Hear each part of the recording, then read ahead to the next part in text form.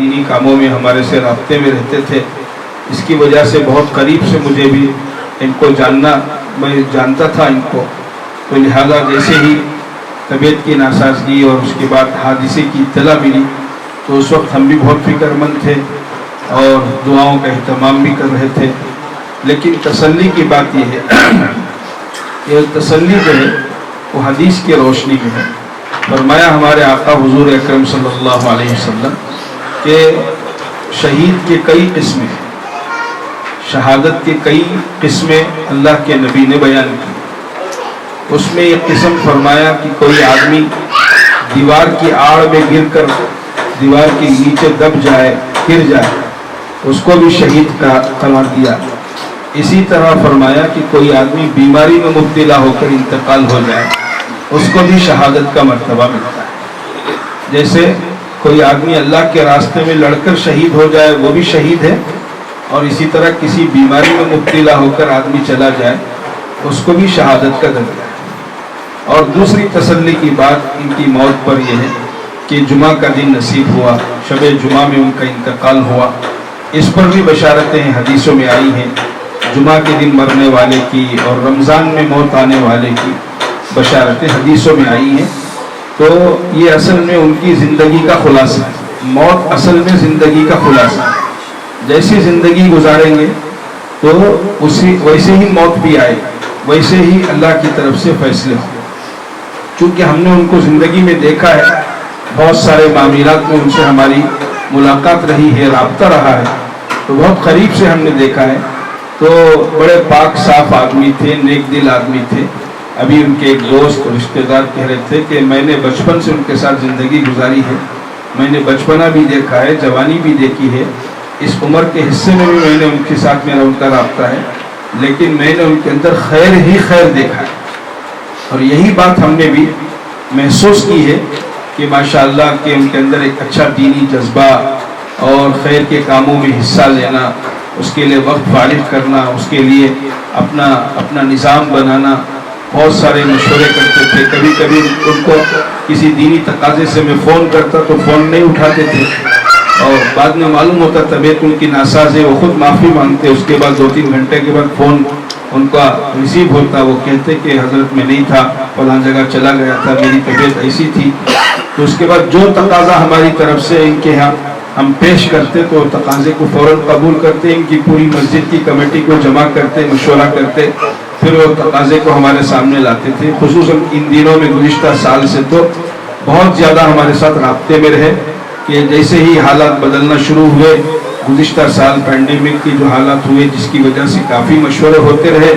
اس علاقے میں کچھ کام کرنے کے لیے ہم جگہ سوچ رہے تھے کہ کہاں کام کریں، کیسی جگہ کام کریں. تو لہٰذا اس علاقے میں کام کرنے کے لیے ہم کمال بھائی سے رابطہ رکھے تھے، اور کمال بھائی کے ماشاءاللہ رابطے کی برکت سے اللہ کا شکر ہے کہ اس علاقے کو ایک سینٹر بنا کر کام شروع کیا گیا.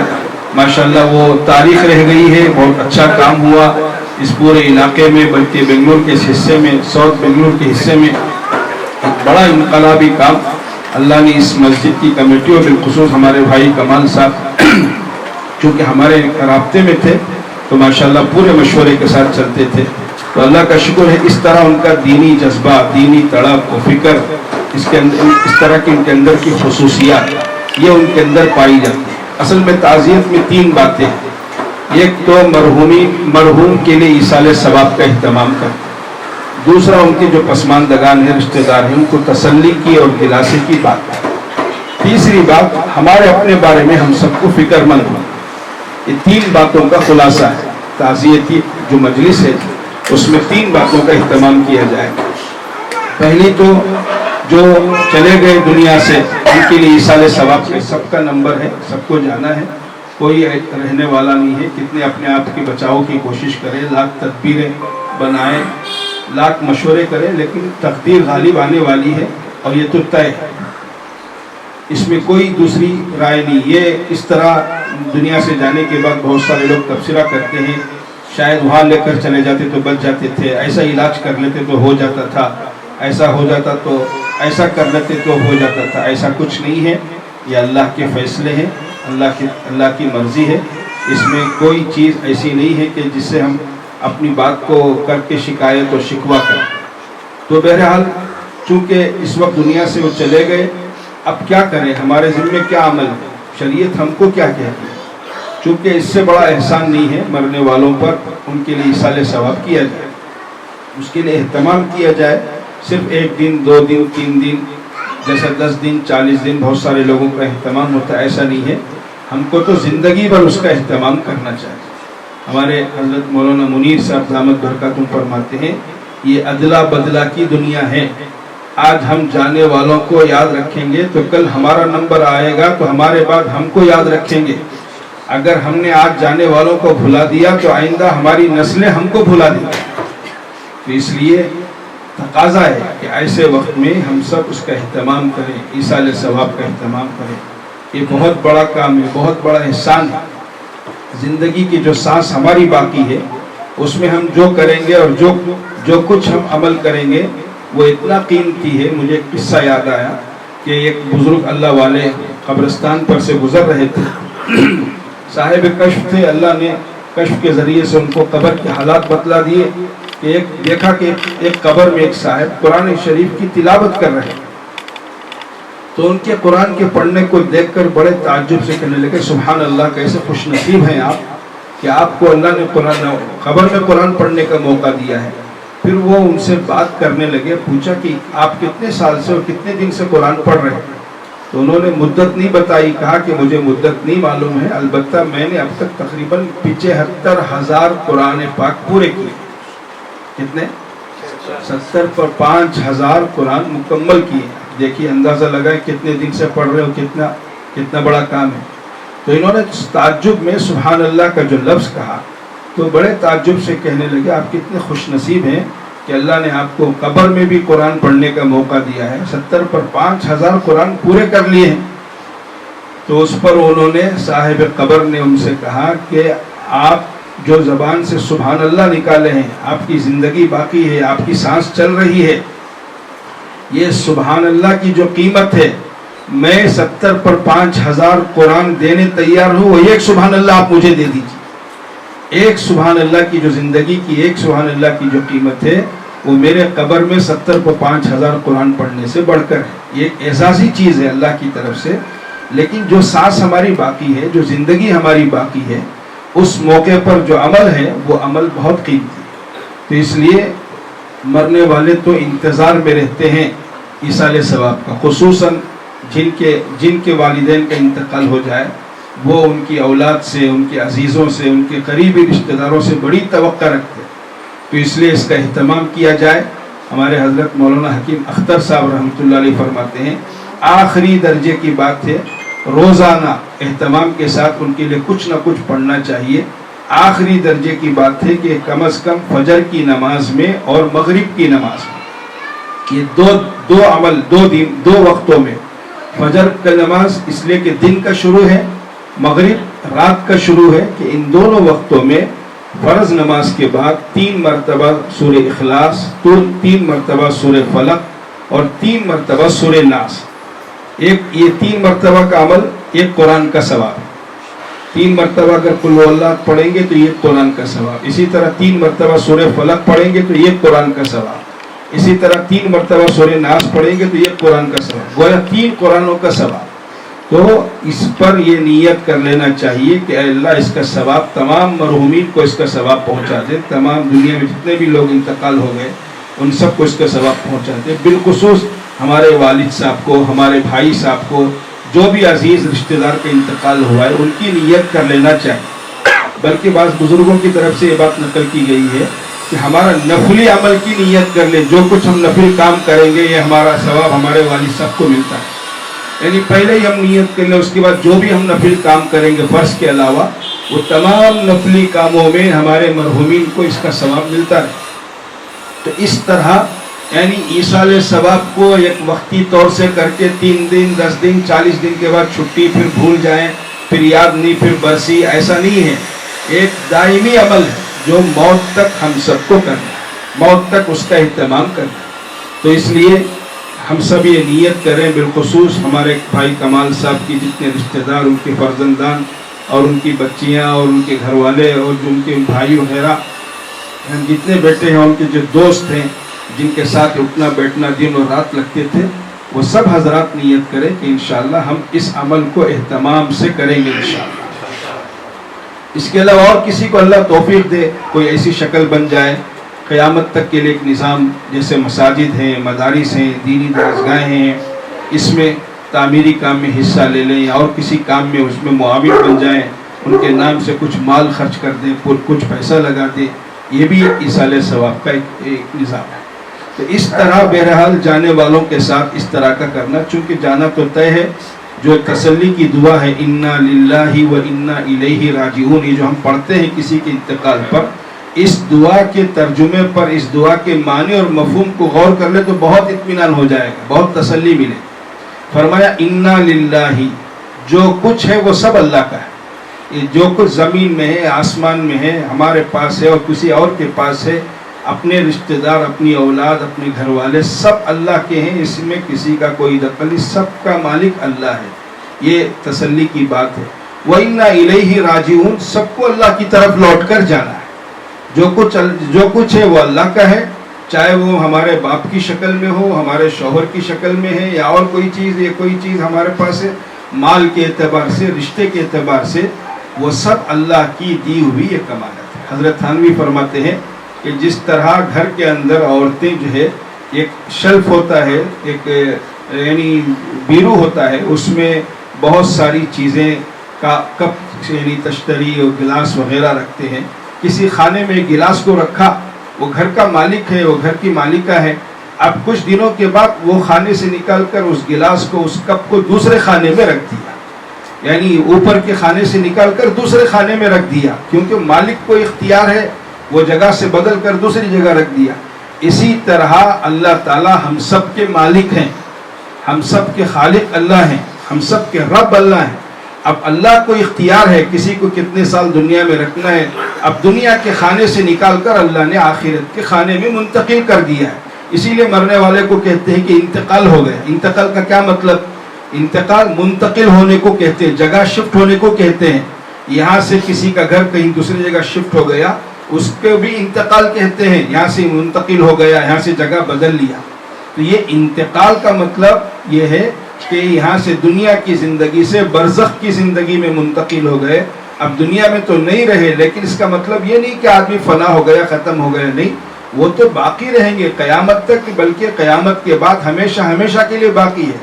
انسان کے آنے میں دنیا میں دیر ہے، لیکن آنے کے بعد وہ ختم نہیں ہوتا، اس کا فنا نہیں ہے، وہ تو باقی رہتا ہے، جنت میں جانے کی شکل میں یا تو جہنم کی جانے کی شکل میں، لیکن باقی رہے گا، کسی کا فنا نہیں ہے۔ تو یہ انتقال جو ہوا ہے، یہ جو ہے اللہ کی مرضی ہے، اللہ کا فیصلہ ہے، اللہ نے یہاں سے وہاں شفٹ کر دیا ہے۔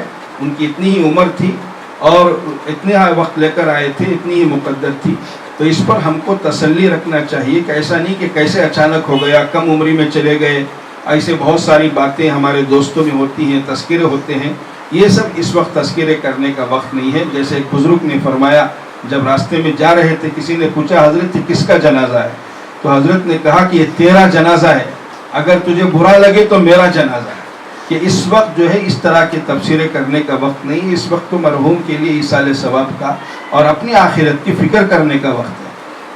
تو اس طرح جو ہے جانے والے تو دنیا سے چلے گئے اللہ کی طرف سے، اور چونکہ ان کی اچھی زندگی گزار کر گئے، جیسا کہ میں نے بتایا کہ حدیث کی روشنی میں کہ شہادت کا مرتبہ، بیمار ہو کر آدمی مرے تو شہادت کا مرتبہ ملتا ہے، اور جمعہ کی رات اور جمعہ کا دن ان کو نصیب ہوا ہے، تو اس کی بھی فضیلت حدیثوں میں آئی ہے۔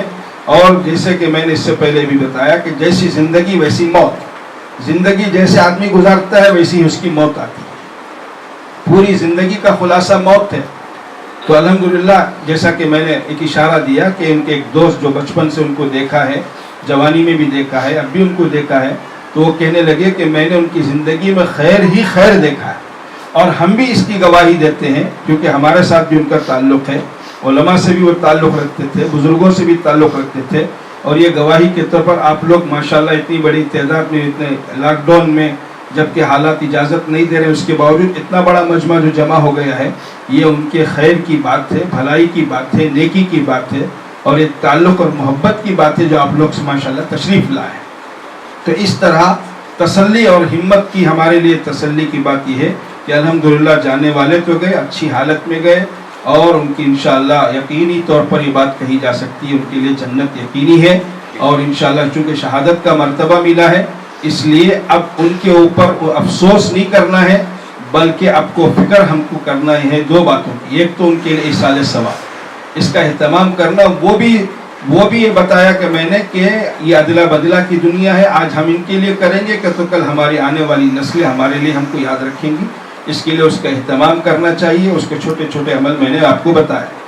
तीसरी जो बात है वो आप हजरात से खिताब मुखातिब हूँ मैं कि इस वक्त हमको हमारी फ़िक्र करना है, हमारी अपनी फ़िक्र करना है। अल्लाह ने मुख्तसर ज़िंदगी दी है, किसका नंबर कब है नहीं मालूम।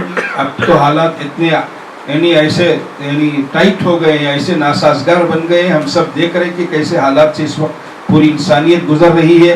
किसी को कोई ख़बर नहीं है। जो दूसरा वेब के नाम से इस वक्त जो मसला आकर खड़ा है, तो गुज़िश्ता साल भी हमने इस लाइन की खिदमत की थी, देखा अपनी आंखों से। और मेरे ज़िम्मे जो काम था, और भाई कमाल साहब को जो यहाँ जिम्मेदारी दी गई थी उनकी पूरी टीम को, सबसे पहला काम मशवरे से हमने तय किया था, मरने वालों के लिए गुस्ल का और मरने वालों की कफन दफन का इंतज़ाम करना। पूरे बेंगलोर में 3 कब्रिस्तान तय हुए, एक टैनी रोड का कब्रिस्तान, दूसरा कुद्दूस साहब कब्रिस्तान, तीसरा मैसूर रोड। सबसे पहले मैंने फ़ोन किया भाई कमाल साहब को कि इस तरह तुम्हारे नौजवानों को तैयार करें। फिर उसके बाद हमारे सदर साहब जो मुनव्वर साहब हैं, हमारे नसीर भाई, ये सब हजरात को राब्ता करके एक टीम तैयार हुई। और फिर मैसूर रोड कब्रिस्तान की कमेटी वालों से बात किए और बात करके वहाँ उनको आमदा करें। उन्होंने पहले तो शुरू में तैयार नहीं हुए, कैसा कोविड के पेशेंट का कोई दफन करना, क्या हो सकता क्या, तो कोई बहुत लंबी चौड़ी बहस हुई। फिर उसके बाद आखिर में तय हुआ।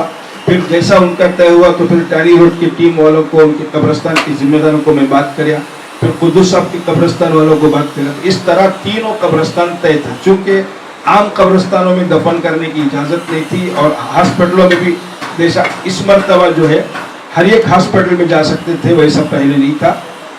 तो बराबर राब्ते में थे, किसी का इंतकाल हो जाए तो फ़ौरन जो है उनके लिए उस वक्त जो है पीपी किट्स भी फराहम करना था। कई मरतबा हमारे भाई सदर साहब जो है मुनव्वर साहब मेरे घर को आकर पीपी किट लेकर जाते थे। तो मैसूर रोड कब्रिस्तान वालों को भी पीपी किट मैं देता था, टैनी रोड कब्रिस्तान वालों को भी देते था, और इसी तरह कुद्दूस साहब कब्रिस्तान वालों को भी फराहम करते थे। तो बहुत बड़ी एक अजीब व गरीब खिदमत थी उस मौके पर, और हालात ऐसे नाजुक थे। उस वक्त यही बताना चाह रहा था कि उस वक्त मरने वाले बड़ी उम्र के लोग बहुत जने मरे, लेकिन इस मरतबा के हालात में कम उम्र लोगों को बहुत जनों को जाते हुआ देखा, जिनकी उम्र 35 साल, जिनकी उम्र 38 साल, जिनकी उम्र 26 साल, 20 साल। इस मरतबा भी यही काम हमारे सुपर्द था, उसके बराबर हम निगरानी और रहबरी कर रहे थे। तो जैसे जैसे इंतकाल होते थे तो लोग जो है वो कम उम्र बहुत सारे लोग हैं। यानी बताना ये मकसद है, ज़िंदगी का कोई भरोसा नहीं है, कब किसका नंबर आएगा नहीं मालूम। इसलिए हमारी अपनी आखिरत की तैयारी भी हम सबको करना है, हम सब गाफिल नहीं रहना है। हमारे आका हुजूर अकरम सल्लल्लाहु अलैहि वसल्लम ने एक बड़े प्यार भरे अंदाज में इस उम्मत को नसीहत फरमाई है। वो 5 बातों की नसीहत है। वो 5 बातें हमारे अपने दिल में हमको बिठा लेना है। सबसे पहली बात फरमाया, फुर्सत को गनीमत जानो, मशगूली आने से पहले पहले। फुर्सत है, टाइम है, वक्त है हमारे पास इस वक्त, इसको गनीमत जानो, इसको ज़ाया मत करो। इसलिए कि आज फुर्सत है, कल हो सकता मशगूल हो जाए, आदमी बिजी हो जाए। जैसे बहुत सारे लोग अपने आप को बिजी समझते हैं और बिजी हो जाते हैं, और उनको किसी अमल की तौफीक नहीं होती, किसी अमल की तौफीक उनको नहीं होती। तो अल्लाह के नबी फरमाते हैं, फुर्सत को गनीमत जानो, मशगूली आने से पहले पहले। दूसरी बात हमारे आका फरमाते हैं, सेहत को गनीमत जानो, बीमारी आने से पहले पहले। अगर अल्लाह ने सेहत दी है, ये बहुत बड़ी नेमत है, अल्लाह की बहुत बड़ी नेमत है। सेहत, ताकत अल्लाह की तरफ से एक बड़ा इनाम है। तो हमारे आका फरमाते हैं, सेहत को गनीमत जानो, बीमारी आने से पहले पहले। फिर बीमार आदमी हो जाता है, बिस्तर का हो जाता है, मजबूर हो जाता है, तो ज़िंदगी से मायूस हो जाता है, परेशान हो जाता है, और बीमारी में पैसा भी जाता है, माल भी लगता है, और बहुत सारी जगह में बेहतियाती होती है, पता नहीं क्या है, अल्लाह के फैसले होते हैं, माल भी लगता है, जान भी चली जाती है। तो इसलिए हमारे आका फरमाते हैं सेहत को गनीमत जानो, बीमारी आने से पहले पहले। हमारे डॉक्टर साहब ने कहते हैं कि एक अजीब व गरीब, ये कोरोना से पहले की बात है, कहने लगे एक अजीब व गरीब बीमारी, एक पेशेंट मेरे पास आया, उसकी तशखीस की मैंने, तो देखा कि एक अजीब व गरीब बीमारी में मुब्तला है, उसके इलाज के लिए इंजेक्शन महीने में 1 मरतबा देना पड़ता है, और एक इंजेक्शन 1 लाख रुपए का। अगर वो जिंदगी चाहता है तो हर महीना उसे एक इंजेक्शन 1 लाख रुपए का लेना पड़ता है। अब देखिए कैसे, अब तो कैसी बीमारी आ गई है, किसको तसव्वुर था, किसके जहन में था। अब तो बुखार आना मौत को दस्तक देने के बराबर है। किसी को बुखार आ जाए तो पूरा घर परेशान हो जाता है, पता नहीं अब क्या होगा, अब फिर उसके बाद फिर सांस की तकलीफ होगी, फिर हॉस्पिटल में ले जाएंगे। कुछ लोग डर के हॉस्पिटल को नहीं जा रहे, कुछ लोग घरों में इंतकाल हो जा रहा है, कुछ लोगों का एम्बुलेंस में इंतकाल हो रहा है, कुछ लोगों का रास्ते में इंतकाल हो रहा है। ये सब हादिसात हमारी आंखों के सामने। तो इसलिए हमारे आका फरमाते हैं सेहत को गनीमत जानो, बीमारी आने से पहले पहले। अल्लाह ने हमको सेहत दी है, ये सांस बाकी है, इसको गनीमत जानना चाहिए, इसको दुनिया के कमाने और दुनिया के जमाने के लिए और जिंदगी का मकसद दुनिया को बनाने के लिए नहीं रखना चाहिए, बल्कि इस सेहत को दीन के कामों में, खैर के कामों में, आखिरत के कामों में, भलाई के कामों में, अल्लाह को राजी करने वाले कामों में लगाना चाहिए। इसी तरह तीसरी बात हमारे आका फरमाते हैं जवानी को गनीमत जानो, बुढ़ापा आने से पहले पहले। अल्लाह ने किसी को जवानी दी है, जवानी एक बहुत बड़ी नेमत है, जिंदगी का एक बहुत बड़ा हिस्सा, ये नहीं अल्लाह की तरफ से हमको मिला नेमत के तौर पर, तो जवानी को गलत इस्तेमाल नहीं करना चाहिए। बहुत सारे लोग कहते हैं जवानी दीवानी है, जवानी में लोग मौज मस्ती करने को चाहते हैं।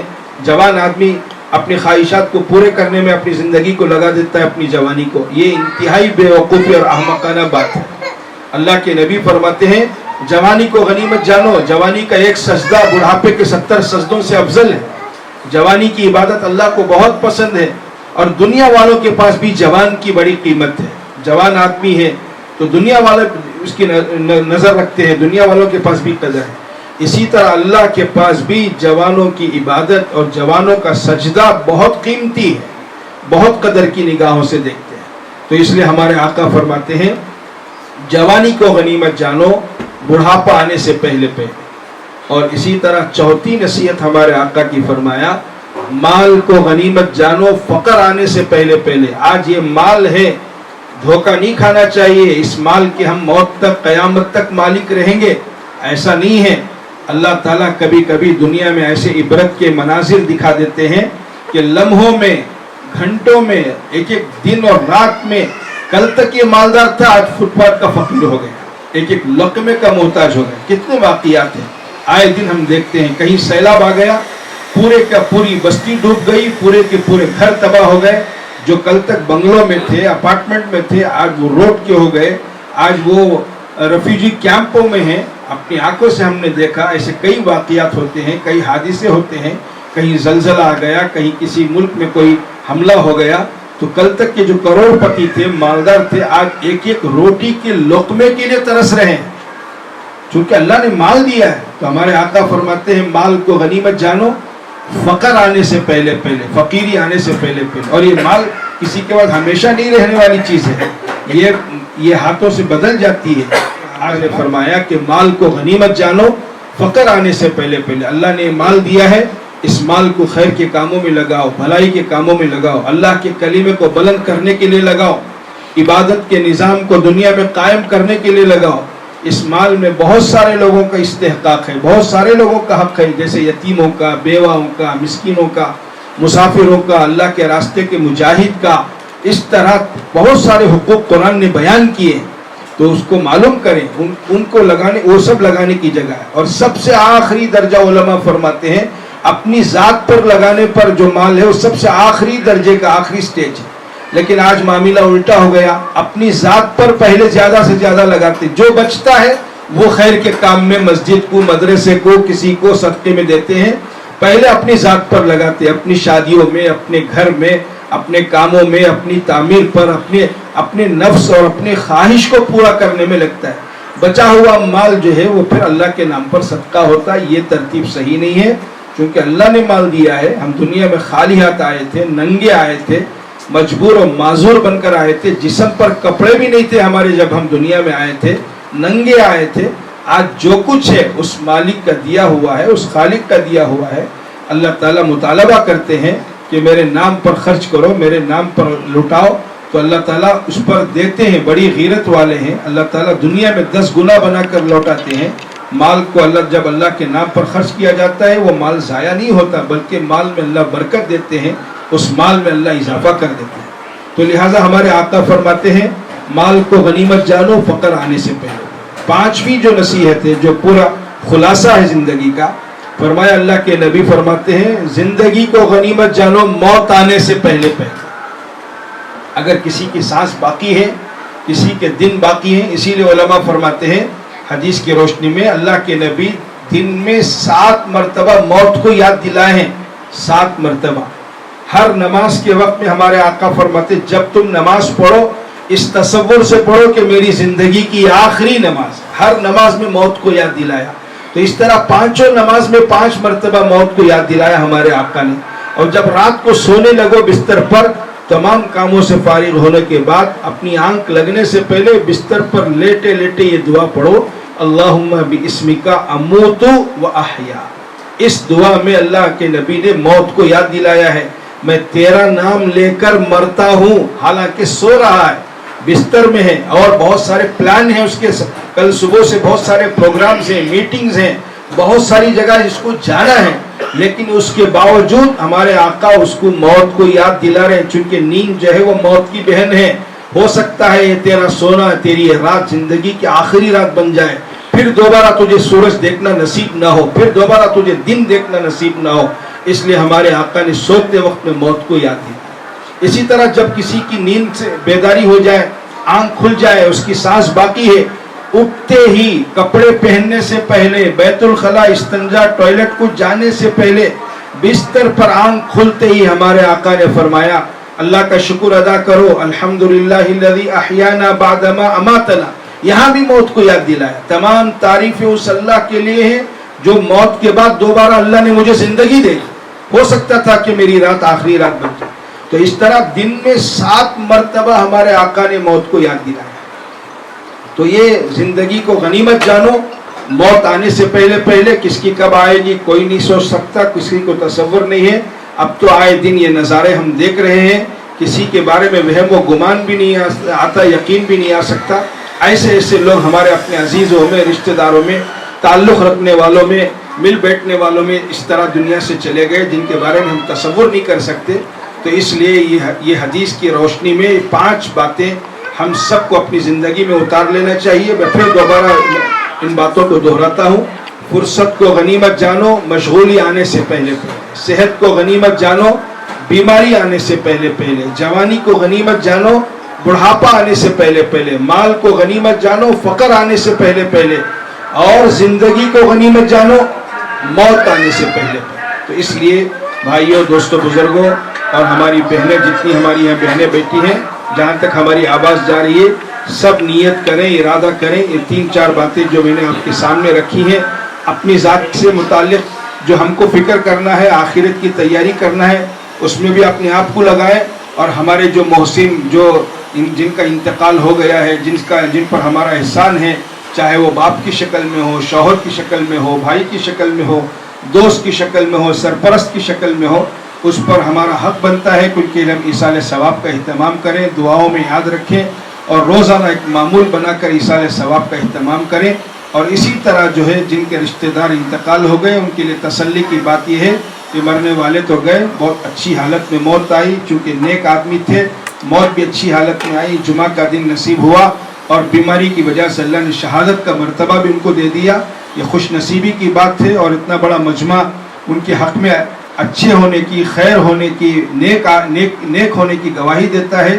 تو فرمایا کہ اس طرح کے لوگوں کی گواہی پر اللہ کی طرف سے فیصلے بھی ایسے ہی ہوتے ہیں. تو اس لیے بڑی خوشی کی بات ہے کہ اللہ تعالیٰ ان کی مغفرت فرمائے, جنت الفردوس میں اعلیٰ علیین میں جگہ عطا فرمائے. اب یہاں جتنے حضرات بیٹھے ہیں, بالخصوص ہمارے جامعہ مسجد کی کمیٹی کے ذمہ داروں سے میں درخواست کرتا ہوں, چونکہ کمال بھائی کے بہت سارے خواب تھے, بہت سارے انہوں نے عزائم کیے، ارادے کیے اور بہت ساری انہوں نے نیتیں کی، ایک اچھا سا نظام، تعلیمی نظام کو اچھا سا بنانا، بچوں میں، بچیوں میں، عورتوں میں برابر وہ ہم سے مشورہ کرتے تھے، ہم کو اپنی مسجد کی دعوت دیتے تھے. ہم لوگ کئی مرتبہ مسجد کو آئے اور وہاں کے علاقے کا حالات کا جائزہ لیے اور دارالقضا وہاں کھولنے کا ان کی ارادہ تھا. بہت سارے کام کرنے کے فیصلے کر رہے تھے، نیت کر رہے تھے. اسی جذبے کی وجہ سے ماشاءاللہ ایک خدمت کا ایک دروازہ آکسیجن سلنڈر کے بہانے سے اور دوسرے کاموں کے لیے اللہ نے ان کی پوری ٹیم کو چنا، کام کیا اور کام کرتے رہے. اس مرتبہ تو بہت سارے تقاضے انہوں نے پورے کیے. گویا گزشتہ سال جو آکسیجن سلنڈر بہت ساری جگہ شروع ہوا سینٹر، وہ تو ختم ہو گیا، بند ہو گیا 2 مہینے کے بعد. لیکن یہ ماشاءاللہ اس جامعہ مسجد کی کمیٹی میں جس میں کمال صاحب بھی تھے ان کے ساتھی، ماشاءاللہ پورا سال اس کا سلسلہ جاری رکھتے رہے. اور برابر میں فون سے پوچھتا تو 2 آدمیوں کو 3 آدمیوں کو دیتے رہے. شروع میں جب یہ حالات اور زیادہ خراب ہو گئے، ان کو اور مزید سلنڈروں کی ضرورت پڑی تو ان کا تقاضا تھا کہ اور سلنڈر چاہیے. کہ ہمارے ایک دوست اصحاب خیر میں سے ہیں، انہوں نے ہمت اور ذمہ داری سے ماشاءاللہ اور کچھ سلنڈر دلائے تاکہ کام کو اور آگے بڑھائیں. اس طرح ان کے کام چلتے رہے. بہت سارے ان کے اور بھی کام باقی ہیں. اس لیے میں ان کے تمام فرینڈ سرکل کو، ان کے دوستوں کو اور ان کے بچوں سے میں درخواست کرتا ہوں کہ جو ان کے ارادے عزائم گھر میں وہ کرتے تھے اور مسجد کی کمیٹی کے درمیان میں وہ کرتے تھے، اسے باقی رکھیں، اس سلسلے کو جاری رکھیں، اس پر بیٹھ کر مشورہ کریں کہ ہم کو کیا کرنا چاہیے. اس طرح اگر انشاءاللہ ہم ان باتوں کو آپس میں، جیسا کہ ایک بزرگ نے کہا کہ لوگ مرنے والے کے مرنے کے بعد مال کی تقسیم کر لیتے ہیں، مال کی وراثت کی تقسیم کرتے ہیں. جیسے مال کی تقسیم کی آپ فکر کرتے ہیں، ایسے ان کے اعمال کو بھی تقسیم کرو. جو اچھے کام وہ کرتے تھے، جو خوبیاں ان کے اندر تھی، جو صفات ان کے اندر تھے، وہ صفات کو بھی آپس میں تقسیم کرو. ان کے اندر یہ خوبی تھی، ان کے اندر یہ ارادے تھے، ان کے یہ عزائم تھے، چلو ہم اس کام کو کریں گے. ان کو تقسیم کر کے آپس میں ذمہ داری لیں گے. تو اس طرح ان کاموں کی بھی ہم کو تقسیم کر لینا چاہیے، سمجھداری کی بات ہے. تو اس طرح ماشاءاللہ اگر یہ کام اس طرح ہوتے رہیں گے تو گویا وہ بھی ایک ایصال ثواب کا سلسلہ چلتا رہے گا انشاءاللہ، اور قیامت تک چلتا رہے گا. آپ حضرات بھی انشاءاللہ اس میں شریک ہو جائیں گے. بس یہی کچھ باتیں میرے ذہن میں تھی. اللہ تعالی ہم سب کو کہنے سننے سے زیادہ عمل کی توفیق عطا فرمائے. اللہ تعالیٰ کمال صاحب کی مغفرت فرمائے، کامل مغفرت فرمائے، جنت الفردوس میں اعلیٰ علیین میں جگہ عطا فرمائے، اور ان کے تمام پسماندگان کو، دوستوں کو، سب کو صبر جمیل عطا فرمائے. وآخر الدعوانا الحمد للہ رب العالمین. جزاکم اللہ خیر، احسن الجزاء.